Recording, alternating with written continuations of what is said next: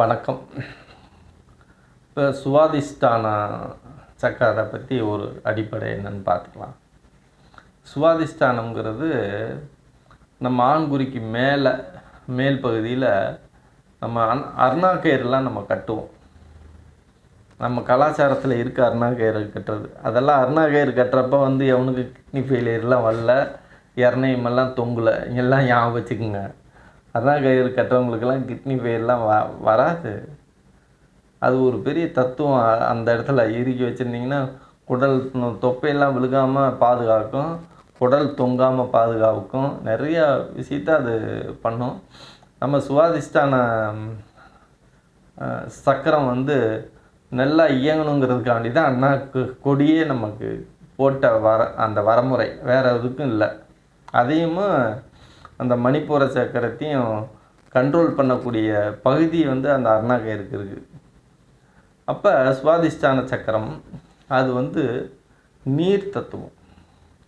இந்த உடம்புல உமிழ் நீர் இருக்குது பார்த்திங்களா, உமிழ் நீர் எல்லா நீரும், சிறுநீர் முதல் கொண்டு கண்ணில் வலியுது பாருங்கள் நீர், அந்த நீர் வரைக்கும் உடம்புல என்னென்ன நீர் இருக்குதோ அத்தனையும் அதை சரி பண்ணுறது, எல்லா விஷயத்தையும் பண்ணக்கூடிய வேலை அவர் தான் பண்ணிகிட்ருக்காரு. சுவாதிஷ்டானம் நீர் தத்துவத்தை உடையது. அது என்னென்னு கேட்டிங்கன்னா, ஒரு ஆரஞ்சு கலரில் இருக்கும். அதனோட தன்மை ஆரஞ்சு கலரில் இருக்கும். அதுவும் இல்லாமல் அதனோட அதிபதி பார்த்திங்கன்னா நமக்கு சுக்கிரன்னா அம்மனைத்தான் நம்ம வெள்ளிக்கிழமை போய் அதிகமாக கும்பிடுவோம். அம்மனுக்கும் அந்த சுக்கிரனுக்கும் நெருங்கிய தொடர்பு உண்டு. அது நம்ம காமத்தை கண்ட்ரோல் பண்ணுது. காமம் காமத்தை ஒரு கண்ட்ரோல் பண்ணுறது, காமத்தை ஒரு எல்லைக்குள்ளே நிறுத்துறது. அந்த காமத்தோட அதிபதியே அவன்தான், அந்த சுவாதிஷ்டான சக்கரம் தான். அதுதான் சில ஞானிகள்லாம் என்ன பண்ணுறாங்க, மூலாதாரத்தை தொட முடியாமல் இங்கிட்டிருந்தும் போவாங்க, மேலேருந்தும் பயிற்சி எடுத்துகிட்டு போவாங்க, கீழேருந்தும் பயிற்சி பண்ணுவாங்க, முண்டக்கு பண்ணுவாங்க.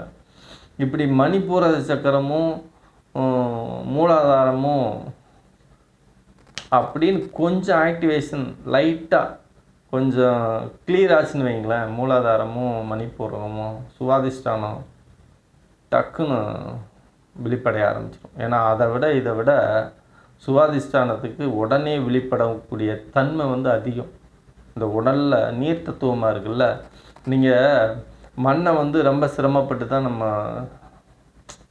செயலாக்கத்துக்கு கொண்டு வரணும். ஆனால் நீரை ஈஸியாக வளையும் நெளியும் சல்லையாக பிரியும். எந்த இடத்துக்கு தகுந்த மாதிரி வேணாலும் அப்படியே மாறும். அப்போ அந்த நீர் தத்துவங்கிறது காம தத்துவம் ஈஸியாக உடனே ஸ்ப்ரெட் ஆகும். நிறைய பேர் ஏன் சாமியார்கள் பூரா சிக்கிக்கிறாங்க, அது லைட்டாக ஆக்டிவேஷன் ஆச்சுன்னா அவன் கண்ட்ரோலே பண்ண முடியாது, அவ்வளோதான்.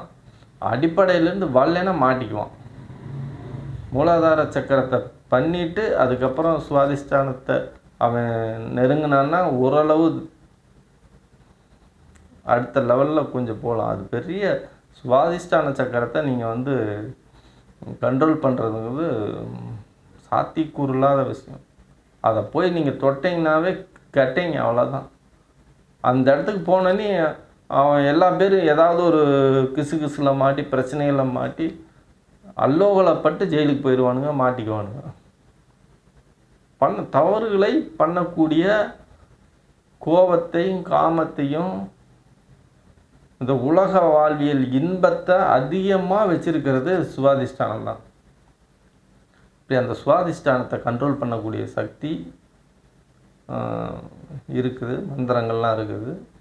அந்த காமத்தை தணிக்கக்கூடிய அந்த கட்டுப்படுத்திட்டு தான் நீங்கள் அடுத்த லெவலுக்கே போகணும். மூலாதாரம் இதுவே அப்படின்னா அது பேஸ் மட்டம்னா இது பில்டிங் மாதிரி, அவ்வளோதான். மூலாதாரமும் சுவாதிஷ்டானமும் அவ்வளோ ஒரு முக்கியமான இது. அதனோட வேகம் ஜாஸ்தி எதுக்கு, சுவாதிஷ்டானம். அதனால சுவாதிஷ்டான சக்கரம் அதனோட வீரியம் காமம் சார்ந்தது. வெகுஜன மக்களை ஈர்க்கும் சக்தி, நிறைய புகழோட உச்சியில் இருக்கீங்க, ஜொலிக்கிறீங்க, எந்த நேரம் போகத்தில் சுற்றி திளைக்கிறீங்க அப்படின்னா சுவாதிஷ்டான சக்கரம் உங்களுக்கு ஆக்டிவேஷன் ஓரளவு இருந்தால் தான் உங்களுக்கு அந்த ராஜயோகமெல்லாம் அமையும். அடுத்த பதிவில் பார்க்கலாம்.